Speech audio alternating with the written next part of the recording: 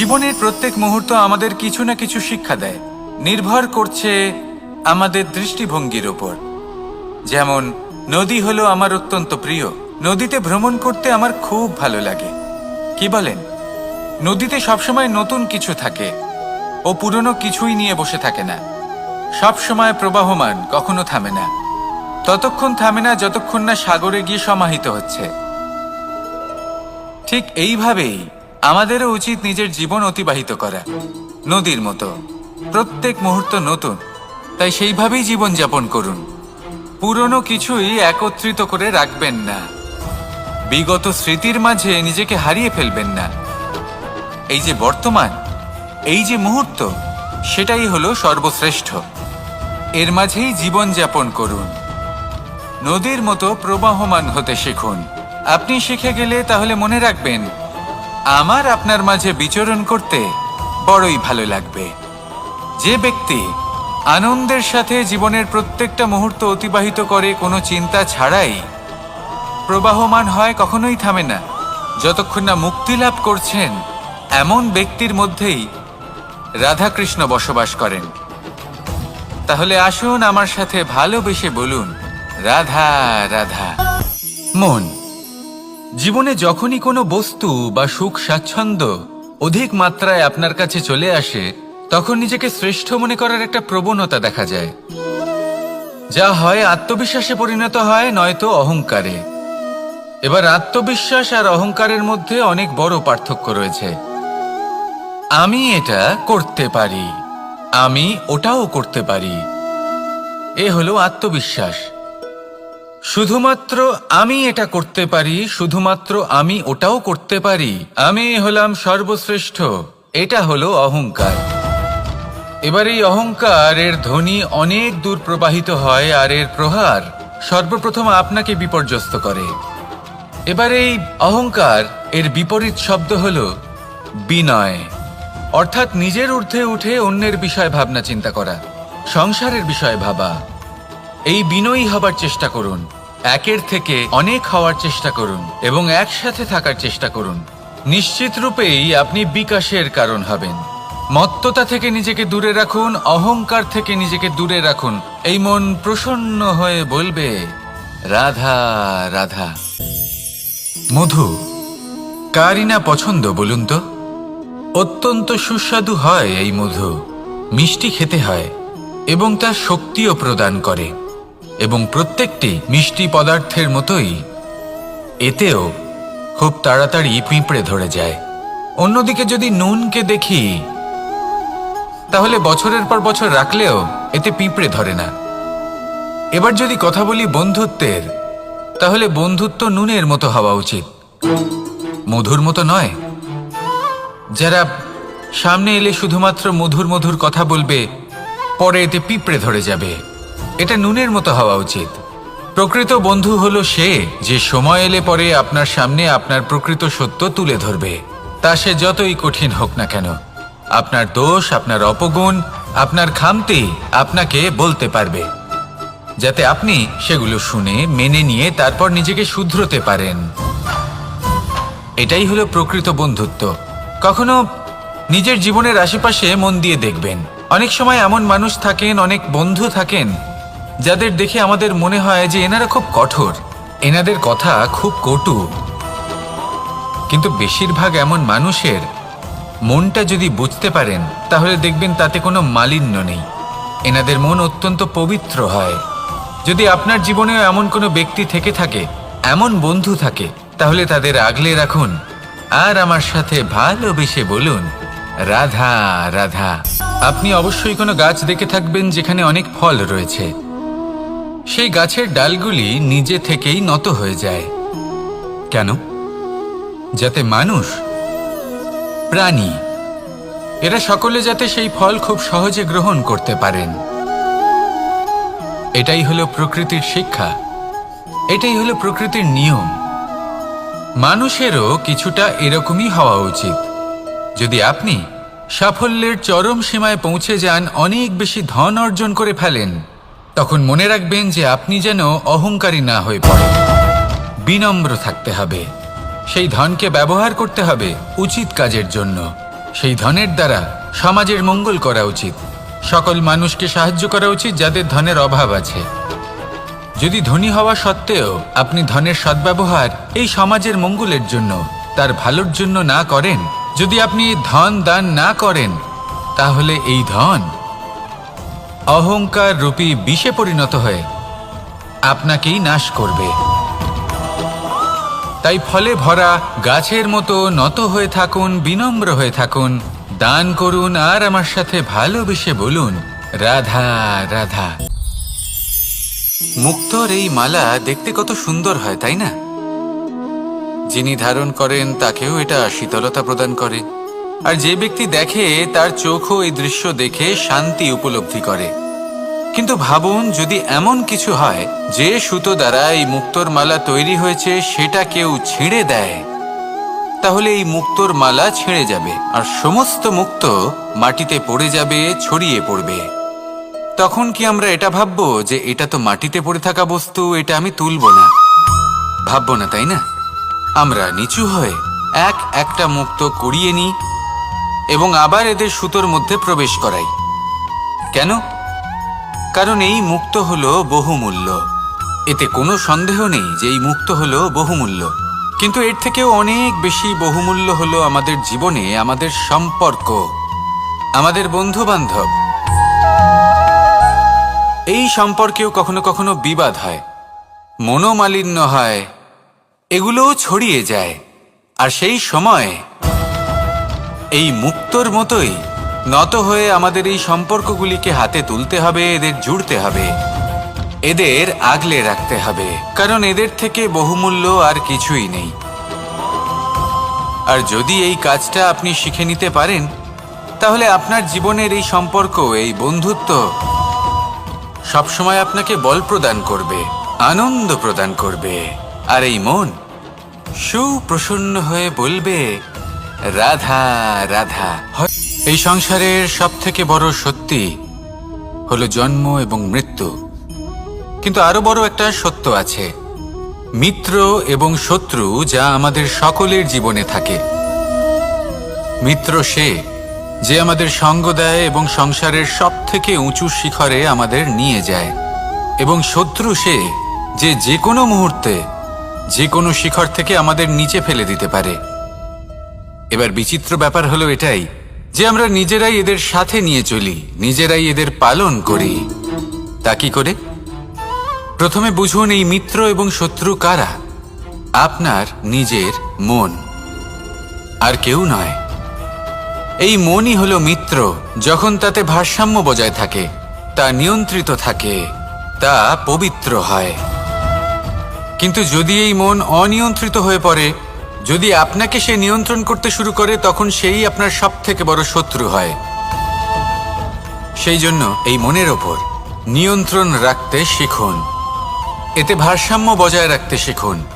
তাহলে আপনি এমন এক বন্ধুকে পাবেন যে আপনাকে এই সংসারের শিখরে পৌঁছে দেবে।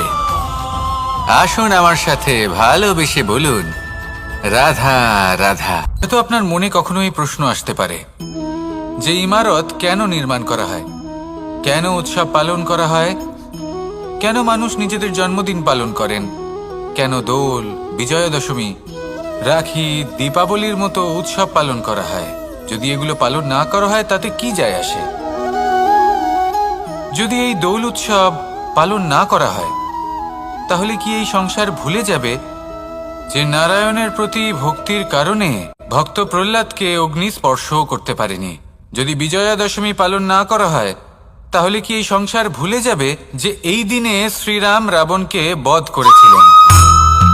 যদি আমরা দীপাবলির এই উৎসব পালন না করি, তাহলে কি এই সংসার এটা ভুলে যাবে যে অযোধ্যাতে অমাবস্যার এমন এক রাত এসেছিল যে রাত্রে অযোধ্যা পূর্ণিমার থেকে বেশি উজ্জ্বল হয়ে উঠেছিল?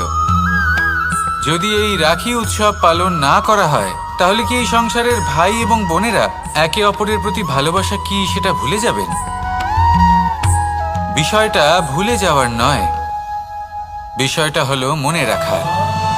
যখন জীবনে আমরা কোনো একটা স্থানে পৌঁছই, উপলব্ধিগুলোর উৎসব পালন করি, যাতে সেই মুহূর্তে আমরা সকলের মধ্যে আনন্দ ছড়াই এবং মানুষ সেই মুহূর্তটা মনে রাখেন।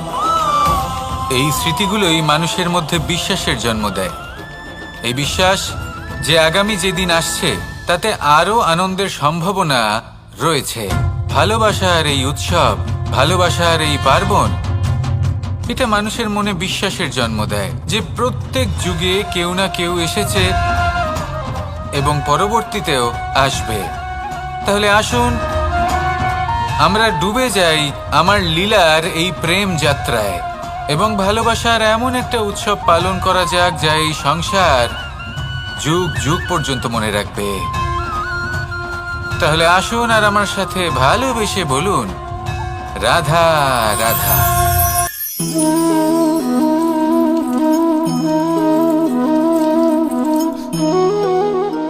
এই হলো এক আম গাছ, আর খুব যত্ন সহকারে আমি এটা বড় করেছি। প্রথমে বীজ বপন করেছি, তারপর সিঞ্চন করেছি, তারপর এর থেকে অঙ্কুর বেরিয়েছে, তারপর দিন প্রতিদিন আমি এতে জল দিয়েছি। আস্তে আস্তে ওর পাতা বেরিয়েছে, তারপর ও একটা গাছের আকার ধারণ করেছে। এইভাবেই যদি প্রতিদিন আমি ওর দেখাশোনা করি তাহলে নিশ্চিত রূপে এর শিকড় আরো দৃঢ় হবে এবং একটা বিশাল গাছের আকার ধারণ করবে, যার থেকে কিছু ডাল জন্ম নেবে, আর তাতে আমি পাবো কিছু মিষ্টি সুস্বাদু আম ফল। এবার আম তো সকলের প্রিয়, সকলের পছন্দের ফল, সকলে খেতে চান। কিন্তু আম পাওয়ার জন্য আগে আপনাকে সেই গাছের যত্ন নিতে হবে। যদি আপনি গাছ লাগিয়ে তারপর ভুলে যান তাহলে সেই গাছের কি হবে? তার অস্তিত্বটাই মুছে যাবে, তাই না? আমাদের সম্পর্কগুলো কিছুটা এরকমই হয়। যদি সম্পর্ক জুড়ে আপনি ভুলে যান তাহলে তার অস্তিত্বই মুছে যাবে। তাই শুধুই সম্পর্ক গড়বেন না, তাকে পালনও করুন। নিশ্চিত রূপে আপনার এই সম্পর্করূপী বৃক্ষের ডালে আনন্দের মিষ্টি সুস্বাদু আম ফল নিশ্চয়ই পাওয়া যাবে। তাহলে প্রত্যেক দিন প্রত্যেক সম্পর্ক পালন করুন, তার থেকে আনন্দ লাভ করুন। এই মন ভালোবেসে বলবে, রাধা রাধা। কোনো এক বস্ত্রে যদি ছোট্ট একটা ছিদ্র উৎপন্ন হয়, আর যদি আমরা তার দিকে নজর না দিই, তাহলে সময়ের সাথে সমগ্র বস্ত্র ছিঁড়ে যায় আর কোনো কাজে আসে না। যদি কোনো একটা নৌকাতে ছোট্ট একটা ছিদ্র উৎপন্ন হয়, তাহলে সময়ের সাথে পুরো নৌকাই জলে ডুবে যায়। লক্ষ্যের দিকে অগ্রসর হওয়ার সময় একটা ছোট্ট ভুল আপনি যদি করে ফেলেন, তাহলে আপনাকে তা লক্ষ্যের থেকে দূরে করে দিতে পারে। এমনটা এই সম্পর্কের সাথেও হয়ে থাকে। কোনো একটা ছোট্ট কথা, একটা ছোট্ট মনোমালিন্য যদি সম্পর্কে আসে এবং সেটা না মেটানো হয়, তাহলে সেই সমগ্র সম্পর্কটা, অনেক বড় বড় সম্পর্ক ভেঙে যেতে পারে। যদি আপনার সম্পর্কে ছোট্ট একটা ছিদ্র উৎপন্ন হয়, তাহলে প্রেমের সূচ আর স্নেহের সুতো দ্বারা সেলাই করে ফেলুন, যাতে আপনার এই সম্পর্ক অটুট থাকে এবং প্রেম দ্বারা পরিপূর্ণ থাকে। আসুন আমার সাথে ভালোবেসে বলুন, রাধা রাধা। দু রকমের প্রাকৃতিক বেগ থাকে। প্রথম হলো বর্ষা। যখন এর বর্ষণ হয় তখন মাটিকে শীতল করে নতুন ফসল ফলায়। আর দ্বিতীয় হয় পবন, যা আমাদের সর্বদা শ্বাসবায়ু প্রদান করে।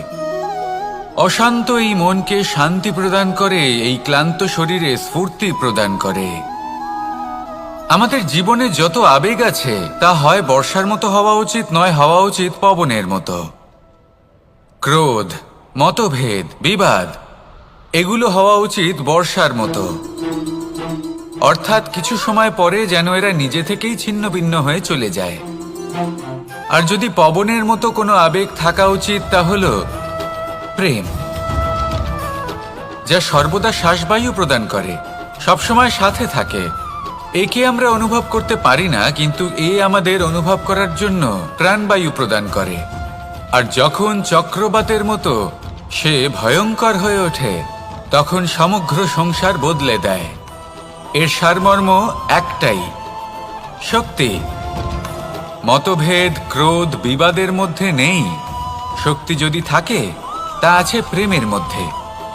তাই এই প্রেমকে মনের মধ্যে রাখুন আর আমার সাথে বলুন, রাধা রাধা। জীবনে দুই ধরনের আবেগ রয়েছে যার কোনো মূল্য নেই। আমার কথার অর্থ এটা নয় যে এদের কোনো গুরুত্ব নেই। গুরুত্ব যথেষ্টই রয়েছে, শুধু এদের জন্য আপনাকে কোনো মূল্য দিতে হয় না। প্রথম আবেগ হলো আনন্দ, প্রসন্নতা। এটা আপনি যে কোনো জায়গায় খুঁজে পেতে পারেন যদি আপনি খুঁজে পেতে চান।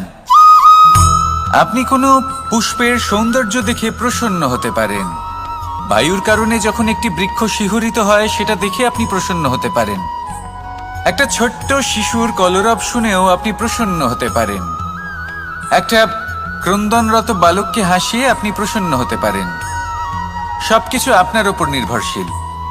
সেখানে আরেকটি আবেগ হলো দুশ্চিন্তা। মানুষ বড়ই দুশ্চিন্তা করতে থাকে। আজ আমি এই কাজ করেছি, সেই বিষয়ে চিন্তা। আজ আমি এই কাজ করতে পারিনি, সেই বিষয়ে চিন্তা। কাল আমাকে এই কাজ করতে হবে, সেই নিয়ে চিন্তা। আমি কি সেই কাজটা করতে পারবো, সেই বিষয়েও দুশ্চিন্তা। চিন্তা সর্বত্র রয়েছে, যার জন্য মূল্য দিতে হয় না। যত চান আপনি একত্রিত করতে পারেন। একটা গুরুত্বপূর্ণ কথা মনে রাখবেন, প্রসন্নতা জীবনের একটা নতুন সূত্রপাত। সেখানে দুশ্চিন্তা হলো জীবনের চিতার সমান। এবার এই দুটি আবেগ হলো মূল্যহীন, দুটোই আপনার সামনে আছে। কোনটা চয়ন করবেন আপনি, দুশ্চিন্তা নাকি প্রসন্নতা? সিদ্ধান্ত আপনারই। আসুন আর আমার সাথে ভালোবেসে বলুন, রাধা রাধা। নন্দ বাবাও খেলার ছলে খুব বড় বড় শিক্ষা দিতেন। অনেকদিন আগেকার কথা, বাবা আমার জন্য একটা মানচিত্র নিয়ে এলেন। এটা ছিল জম্বুদ্বীপের মানচিত্র। ঠিক যেন একটা ধাঁধা, যা টুকরো টুকরো করে বিভিন্ন দিকে ছড়ানো, যেগুলোকে আমায় জুড়তে হতো। ব্যাস শুধু এটুকুই ছিল আমার কাজ। আমি বারবার প্রচেষ্টা করলাম, কিন্তু বারবার অসফলই রয়ে গেলাম। বাবা এটা দেখলেন এবং হাসলেন। বাবা বললেন, একটা কাজ করো, এই প্রত্যেকটি অংশকে উল্টে রাখো। আমিও উল্টে রাখলাম। তারপরে দেখলাম প্রত্যেক অংশে মানুষের শরীরের কোনো না কোনো অংশ চিহ্নিত। কোথাও হাত আছে, পা আছে, কোথাও মুখ আছে। বাবা বললেন যে এবার এটা জুড়তে চেষ্টা করো। আমিও জুড়ে দিলাম। মানুষের মানচিত্র পূর্ণ হলো। এবার বাবা বললেন, এটা উল্টে রাখো, মানচিত্র পূর্ণ আকার ধারণ করেছে। আমি বললাম, ঠিক আছে। আমি উল্টে রাখলাম। দেখলাম জম্বুদ্বীপের মানচিত্র পূর্ণ হয়েছে। বাবা বললেন, যদি দেশকে সফল করে তুলতে চাও, শক্তিশালী করতে চাও, স্থির বানাতে চাও, তাহলে সবার আগে দেশবাসীকে একত্রিত করতে শেখো। সকল সৈন্যগণ যখন একজোট হয়ে দাঁড়াবে, তখন দেশের শক্তি আরো বেড়ে যাবে। শুধু তাই নয়, বাবা বললেন, যদি ভালোবাসার সাথে জড়িয়ে পড়ো, তাহলে পরমাত্মাও তোমার সামনে এসে দেখা দেবেন। তাহলে এটাই করুন আর আমার সাথে ভালোবেসে বলুন, রাধা রাধা। যত শক্তিশালী এই মন, তত শক্তিশালী এই শরীরও। এই যে আমাদের শরীর, এটা আসলে কি? এ হলো একটা রথের মতো। আর একটা রথ ততক্ষণ চলতে পারবে না যতক্ষণ না তাকে কোনো সারথি চালাবে। এই মন হলো শরীরের সারথি। এবার ভাবুন, যদি এই সারথি শক্তিহীন হয়, দুর্বল হয়, তাহলে এই রথের কি হবে? এটা উচিত পথে চলতে পারবে না, উচিত গতিতে চলতে পারবে না, মন মতো স্থানে এটা পৌঁছতেও পারবে না।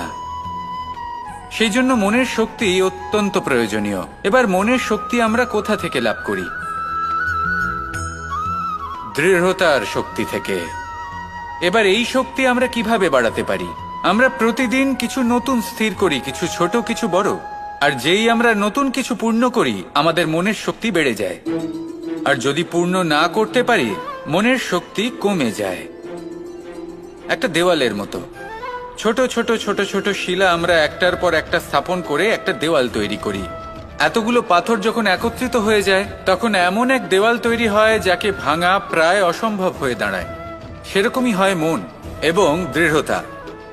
ছোট ছোট কাজ করে নিজের লক্ষ্য পূর্ণ করুন। এই লক্ষ্য যদি পূর্ণ হয়, তবে মনের শক্তি বাড়বে। কিছুটা এইভাবে যে যত বড়ই বিপদ আসুক না কেন, সেই বিপদ নিজে হার মেনে নেবে, কিন্তু আপনার মন ততটাই শক্তিশালী থাকবে। তাই মনের শক্তি বাড়াতে থাকুন, যাতে আপনি উচিত পথে চলতে পারেন, উচিত গতিতে চলেন আর মনোবাঞ্ছিত স্থানে পৌঁছতে পারেন। তবেই এই মন প্রসন্ন হয়ে বলবে, রাধা রাধা। ওমা, এ কি? আমি কখন থেকে এখানে অপেক্ষা করছি, হাত পেতে দাঁড়িয়ে রয়েছি যাতে একটা ফল আমার হাতে এসে পড়ে এবং সেটা আমি খেতে পারি। কখন থেকে অপেক্ষা করছি, কিন্তু সেটা হচ্ছেই না। এবার আপনি বলবেন যে এসব কি বলছি, এ কি অদ্ভুত কথা বলছি। যদি ফল খেতে হয় তাহলে আমাকে বৃক্ষে চড়তে হবে, ফলের কাছে পৌঁছতে হবে, তবেই তো ফল পাবো। এবারে এটা অত্যন্ত সহজ ব্যাপার, কিন্তু এই বিষয়টা আপনি নিজের জীবনের প্রসঙ্গে ভেবে দেখুন। লক্ষ্য কোথায় আছে আপনি জানেন, সেই লক্ষ্যে পৌঁছানোর পথ কি সেটাও আপনি জানেন, সেই পথে চলার ক্ষমতাও আপনার রয়েছে, কিন্তু তাও আপনি নিজের লক্ষ্য লাভ করতে পারছেন না। কেন? কারণ আপনি অপেক্ষা করছেন যে লক্ষ্য আপনার সামনে চলে আসবে, কিন্তু তা হয় না। লক্ষ্য সে যাই হোক না কেন, ধন হোক, প্রেম হোক, কোনো সম্মান হোক বা মোক্ষ হোক, যদি আপনি তার দিকে অগ্রসর না হন তাহলে ফল প্রাপ্তি অসম্ভব ব্যাপার, তা কোনোদিনই হবে না। সেই জন্য আপনার চোখের সামনে আপনি যদি নিজের লক্ষ্যকে দেখতে পান তাহলে উঠুন এবং সেই দিকে অগ্রসর হতে শুরু করুন। নিজের অন্তরের সকল অশুভ গুণ দূর করুন, অলসতা ত্যাগ করুন, অজ্ঞানতা ত্যাগ করে দিন এবং চলতে থাকুন। অবশ্যই মনোবাঞ্ছিত ফল লাভ করতে পারবেন। মনে রাখবেন, চলতে থাকলে তবেই লক্ষ্য প্রাপ্তি হবে। অপেক্ষার দ্বারা শুধুমাত্র মৃত্যু লাভ হবে। আসুন আমার সাথে ভালোবেসে বলুন, রাধা রাধা। প্রত্যেক প্রাণী ভালোভাবে জীবন যাপন করতে চান, এটা তাদের স্বভাবে আছে এবং ভাবাটা অনুচিত নয়। কিন্তু একটা ভালো জীবনের গুরুত্বপূর্ণ অংশ কোনটা? বসবাসের স্থান, সেই স্থান যেখানে আমরা জীবন অতিবাহিত করি। এবার মানুষ ভাবতে পারেন যে একটা ভালো বাসস্থানের অর্থ কি? সেই স্থান যেখানে সহজে জল পাওয়া যায়, যেখানে শুদ্ধ বায়ু পাওয়া যায়, যেখানে আনাজ উৎপন্ন হয়। এটা জীবনযাপনের জন্য পর্যাপ্ত বটে, কিন্তু ভালো জীবনযাপনের জন্য আরও একটা কথা আপনাকে বুঝতে হবে। সাধু, জ্ঞানী, পণ্ডিত ব্যক্তি, এই সকল মহাপুরুষ, এনাদের যে বাসস্থান তা অত্যন্ত বিশেষ হয়।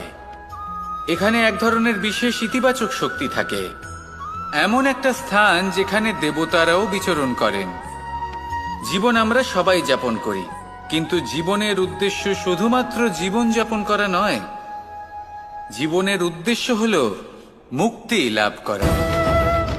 আর এই সকল সাধু, জ্ঞানী, পণ্ডিত ব্যক্তি, এই সকল মহাপুরুষ আপনাকে মুক্তির পথে নিয়ে যেতে পারেন, কারণ এরা হলেন সেই মহাপুরুষ যারা নিজেদের অন্তরের বিকার, অহংকার, ক্রোধ, বিদ্বেষ, এই সকল দোষগুলিকে ত্যাগ করেছেন, এদের উপর বিজয় লাভ করেছেন। এমনই একজন ব্যক্তি আপনাকে মুক্তির পথে নিয়ে যেতে পারে। প্রয়োজন হলো শুধুই এনাদের চিনতে পারা, এদের কথা বুঝতে পারা এবং এদের দেখানো পথে চলা। যদি আপনি এটা করতে পারেন তাহলে এই মন প্রফুল্ল হয়ে বলবে, রাধা রাধা। কখনো কোনো বাগানের কোনো বৃক্ষকে দেখেছেন যেখানে সুগন্ধি ফুল থাকে, রসালো ফল থাকে? তখন মন প্রফুল্ল হয়ে ওঠে, মন থেকে সেই বৃক্ষের প্রতি ভালোবাসা জন্মায়। কিন্তু যিনি বাগানের মালিক, শুধুমাত্র তিনিই জানেন যে কিভাবে এই বৃক্ষকে আগলে রাখতে হয়, কিভাবে তার পরিচর্যা করলে এতে সুন্দর সুগন্ধি ফুল হবে, রসালো ফল হবে। কখনো কখনো প্রয়োজনের থেকে বেশি রোদ পেলে এই বৃক্ষগুলি শুকিয়ে যায়, প্রয়োজনের থেকে কম রোদ পেলেও এই বৃক্ষ কিন্তু শুকিয়ে যায়। প্রয়োজনের থেকে কম জল যদি পায় এই বৃক্ষ শুকিয়ে যেতে পারে, প্রয়োজনের থেকে অতিরিক্ত জল যদি পায় তখনও এই বৃক্ষের শিকড়গুলি নষ্ট হয়ে যেতে পারে। এবার এটাই কিন্তু আমাদের সংসারের সাথেও হয়। আমাদের সংসারের সকল প্রতিভাশালী ব্যক্তি, যেমন লেখক, বিচারক, প্রবক্তা, যোদ্ধা, এদের সবার ক্ষেত্রে এই কথাটাই প্রযোজ্য। যদি বেশি প্রশংসা করা হয় তাহলেও এরা হারিয়ে যাবেন। প্রয়োজনের থেকে বেশি যদি নিন্দা করা হয় তখনও তারা নত হয়ে পড়বেন। তাহলে আপনি এদের রক্ষা করুন এবং নিজেদেরও। মনে রাখবেন একটা কথা, জেনে রাখুন কখন কোন নিন্দায় আপনি লজ্জিত হবেন না আর কখন কোন প্রশংসার দ্বারা নিজের মধ্যে অহংবোধ জাগ্রত করবেন না। এই মন সুপ্রসন্ন হয়ে বলবে, রাধা রাধা। জল এ হলো জীবনের আধার পঞ্চতত্ত্বের মধ্যে একটি, আর অত্যন্ত বিশেষ। এর থেকে অনেক বড় শিক্ষা পাওয়া যায়। এই জল গন্তব্যের বিষয়ে এর স্পষ্ট ধারণা আছে। ও জানে ওর লক্ষ্য কি, আর প্রয়াস করে ততদূর সে পৌঁছেও যায়। এটি পর্বত থেকে বয়ে নিচে নেমে আসে, নদীর সাথে সমাহিত হয়ে তার সাথে বয়ে চলে, চিরসবুজ বনানী গড়ে তোলে, প্রাণীদের তৃষ্ণা নিবারণ করে, সামনে এগিয়ে চলে, মানুষের সাথে মিলিত হয়। যারা একে বাঁধের মধ্যে বেঁধে রাখতে চেষ্টা করে, সে বন্দি দশাতেও থেকে যায়, মানুষের কল্যাণ করে। তারপর বাঁধ থেকে মুক্তি পেয়ে এগিয়ে চলে, কোথাও ধাক্কা খায়, কোথাও বাধা পড়ে, কোথাও যদি পথ খুঁজে না পায় তাহলে পথ খুঁজেই নেয়, আর যেখানে পথ থাকে না সেখানে পথ বানিয়ে নেয়, আর শেষ পর্যন্ত নিজের লক্ষ্যে পৌঁছেই যায়, অর্থাৎ সমুদ্রে গিয়ে সমাহিত হয়ে যায়। আমাদেরও কিছুটা এরকমই হয়ে উঠতে হবে। যেখানেই যাবেন সকলের কল্যাণ করুন, সামনে এগোন। আপনি কোথাও পড়ে গেলে, ধাক্কা খেলে আঘাত লাগবেই, উত্থান পতন লেগেই থাকে। সামনে এগোতে থাকুন। কোথাও পথ না পেলে তা খুঁজে নিন, কোথাও পথ না থাকলে তা বানিয়ে নিন। নিজের গন্তব্যের কথা সব সময় মনে রাখুন। শেষ পর্যন্ত নিজের মোক্ষ লাভ আপনি অবশ্যই করবেন। আর আমার সাথে ভালোবেসে বলুন, রাধা রাধা। জীবনের প্রত্যেক মুহূর্ত আমাদের কিছু না কিছু শিক্ষা দেয়, নির্ভর করছে আমাদের দৃষ্টিভঙ্গির ওপর। যেমন নদী হলো আমার অত্যন্ত প্রিয়, নদীতে ভ্রমণ করতে আমার খুব ভালো লাগে। কি বলেন? নদীতে সবসময় নতুন কিছু থাকে, ও পুরনো কিছুই নিয়ে বসে থাকে না, সব সময় প্রবাহমান, কখনো থামে না। ততক্ষণ থামে না যতক্ষণ না সাগরে গিয়ে সমাহিত হচ্ছে। ঠিক এইভাবেই আমাদেরও উচিত নিজের জীবন অতিবাহিত করা, নদীর মতো। প্রত্যেক মুহূর্ত নতুন, তাই সেইভাবেই জীবন যাপন করুন। পুরনো কিছুই একত্রিত করে রাখবেন না, বিগত স্মৃতির মাঝে নিজেকে হারিয়ে ফেলবেন না। এই যে বর্তমান, এই যে মুহূর্ত, সেটাই হলো সর্বশ্রেষ্ঠ। এর মাঝেই জীবন যাপন করুন, নদীর মতো প্রবাহমান হতে শিখুন। আপনি শিখে গেলে তাহলে মনে রাখবেন, আমার আপনার মাঝে বিচরণ করতে বড়ই ভালো লাগবে। যে ব্যক্তি আনন্দের সাথে জীবনের প্রত্যেকটা মুহূর্ত অতিবাহিত করে কোনো চিন্তা ছাড়াই, প্রবাহমান হয়, কখনোই থামে না, যতক্ষণ না মুক্তি লাভ করছেন, এমন ব্যক্তির মধ্যেই রাধাকৃষ্ণ বসবাস করেন। তাহলে আসুন আমার সাথে ভালোবেসে বলুন, রাধা রাধা। সূর্যের প্রকাশ অন্ধকারকে দূর করে দেওয়া সেই মহানায়ক। এই সূর্যের প্রকাশ যখন পৃথিবীতে এসে পৌঁছয়, কি হয়? এই পৃথিবী জেগে ওঠে, প্রত্যেক প্রাণী জেগে ওঠে, মানুষ জেগে ওঠে, নিজের কর্ম করেন, জীবন যাপন করেন। এই ঘুমের মৃতপ্রায় স্থিতি কাটিয়ে উঠে জীবন যাপন করতে শেখেন। এটাই হলো প্রভাব সূর্যের প্রকাশের। এবার এই প্রকাশ যে সূর্যের থেকে পাই, তিনি কি করেন? তিনি নিজেকে জ্বালান আমাদের জীবন প্রদান করার জন্য। প্রত্যেকটা মুহূর্ত তিনি তাপ সহ্য করেন, আমরা যাতে সেই প্রকাশ লাভ করি। এটাই হলো জীবনের সারমর্ম। যদি আপনিও এই সংসারে প্রকাশ ছড়িয়ে দিতে চান, তাহলে আপনাকেও তপ্ত হতে হবে, নিজে জ্বলতে হবে, সেই কর্ম করতে হবে যেটা কঠিন হতে পারে কিন্তু আসলে শ্রেষ্ঠ। তবেই এই সংসারের সেবা করতে পারবেন, সংসারকে পথ দেখাতে পারবেন।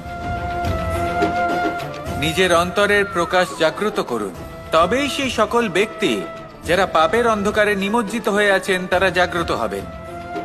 সেই সকল ব্যক্তিকে জাগিয়ে তুলুন, প্রেরিত করে তুলুন সুখী হওয়ার জন্য, যারা সুখী হতে পারছেন না। সেই সকলকে প্রেরিত করুন সাফল্য লাভের, যারা সফল হতে পারছেন না।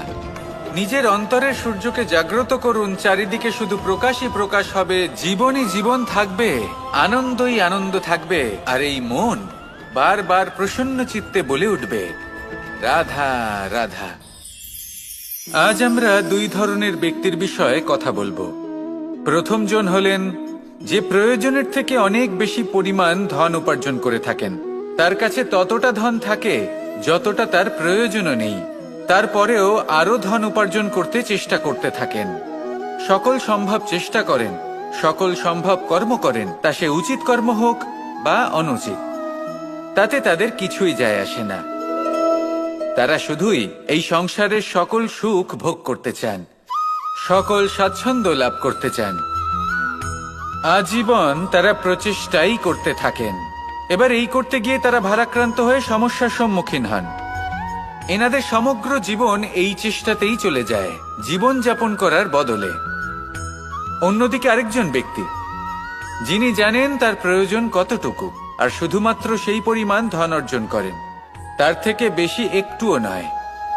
উনি যদি দুবেলা খেতে পান, মাথা গোজার ঠাঁই পেয়ে যান, সেটাই পর্যাপ্ত। তাতেই তিনি আনন্দে জীবন যাপন করেন, না কোনো বৃথা চিন্তা করেন, না কোনো বৃথা কষ্ট করেন। এবার আমি আপনাদের জিজ্ঞেস করব, এই দুই ব্যক্তির মধ্যে আপনি কোন ব্যক্তি হতে চাইবেন? বেশিরভাগ মানুষ এটাই বলবেন যে আমরা সেই দ্বিতীয় মানুষ হতে চাই যারা সন্তুষ্ট। কিন্তু যদি মন দিয়ে দেখেন, আপনিও সেই কর্মই করছেন যা প্রথম ব্যক্তি করেন। আপনারা সবসময় চেষ্টা করে চলেছেন, এটাও লাভ করতে হবে, ওটাও লাভ করতে হবে, আমার এটারও প্রয়োজন, ওটারও প্রয়োজন। আপনি অনেক কিছু লাভ করেছেন, কিন্তু প্রশ্ন এটাই যে আপনার কি সেই সবকিছুর প্রয়োজন রয়েছে? এর উত্তর আপনার অন্তর মনে রয়েছে। আপনার মন জানে যে আপনার প্রয়োজন কতটুকু। সেখানে গিয়ে দেখুন। সন্তুষ্টি মানুষকে আনন্দ দেয়। মানুষ যতটা সন্তুষ্ট হবে, ততটাই সে আনন্দ লাভ করবে। এবার আপনাকে এই সিদ্ধান্ত নিতে হবে যে আপনি কখন আর কোথায় সন্তুষ্টি লাভ করবেন, কত কিছু লাভ করার পরে সন্তুষ্ট হবেন। এই উত্তর আপনি মন থেকে পাবেন। এই সমাজের চাহিদায় জড়িয়ে নিজেকে বিভ্রান্ত করবেন না। নিজের অন্তরের এই মিথ্যে অহংবোধকে প্রশ্রয় দিতে গিয়ে যদি আপনি এরকম প্রয়াস করতে থাকেন, তাহলে জীবনযাপন কখন করবেন? থেমে যান, শান্ত হয়ে যান, নিজের অন্তর মনে নিমজ্জিত হয়ে দেখুন যে সন্তুষ্টি কোথায়। এই সন্তুষ্টি লাভ করুন। এই মন প্রসন্ন হয়ে বলবে, রাধা রাধা। ক্ষমা একটা অত্যন্ত সুন্দর শব্দ, আমার খুব প্রিয় শব্দ, কিন্তু এই ক্ষমা কখন আর কিভাবে প্রয়োগ করতে হবে সেটা বোঝা প্রয়োজনীয়। এক, যদি আপনি কোনো অন্যায় করেন আর ক্ষমা না চান, ক্ষমা প্রার্থনা না করেন, ক্ষমা চাওয়া থেকে এড়িয়ে যান, তাহলে তাতে আপনারই ক্ষতি হবে। কিভাবে? ক্ষমা না চাইলে মনের মধ্যে অহংকার জাগ্রত হয়, আর অহংকার তো প্রকৃত অর্থে আমাদের ক্ষতিই করে। দুই, কেউ যদি অপরাধ করেন, আপনার থেকে ক্ষমা না চান, তাহলে তাকে ক্ষমা করবেন না। ক্ষমা হলো অত্যন্ত অমূল্য, আর না চাইতেই কাউকে ক্ষমা দান করা এটা উচিত নয়। তিন, যদি কেউ আপনার সাথে অনুচিত কিছু করেন, অপরাধ করেন, আর আপনার থেকে ক্ষমা চান, তাহলে তাকে ক্ষমা করে দিন। তাতে আপনার অন্তরের করুণাবোধ জাগ্রত হবে, প্রেম জাগ্রত হবে, আর তা আপনার জন্য শুভ হবে। চার, যদি আপনি নিজে কোনো অপরাধ করেন, তাহলে অবশ্যই ক্ষমা চাইবেন। তাতে আপনারই লাভ হবে। কিভাবে? সামনের ব্যক্তি আপনাকে ক্ষমা করুক বা না করুক, আপনার অন্তরের অহংকার ক্ষীণ হবে, আর এই মন আরো নির্মল হয়ে উঠবে। এই ক্ষমা অত্যন্ত অমূল্য, ভেবেচিন্তে একে ব্যবহার করুন, আর আমার সাথে ভালোবেসে বলুন, রাধা রাধা।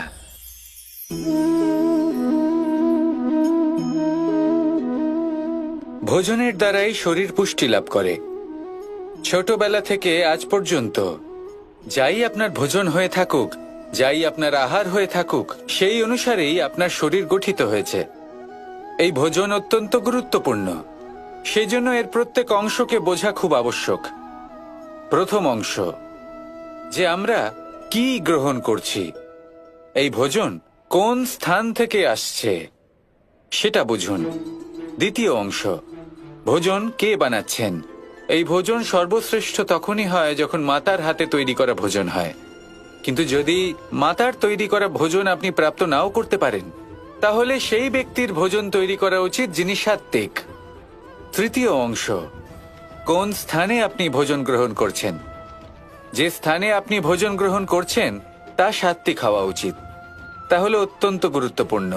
এবং চতুর্থ সবথেকে গুরুত্বপূর্ণ অংশ, তা হলো এই ভোজন আপনি যার দ্বারা প্রাপ্ত করেছেন, যেখান থেকে প্রাপ্ত করেছেন, যে স্থানে বসে আপনি ভোজন গ্রহণ করছেন তার প্রতি কৃতজ্ঞতা প্রকাশ করুন এবং ভোজন পূর্ণরূপে সমাপ্ত করুন।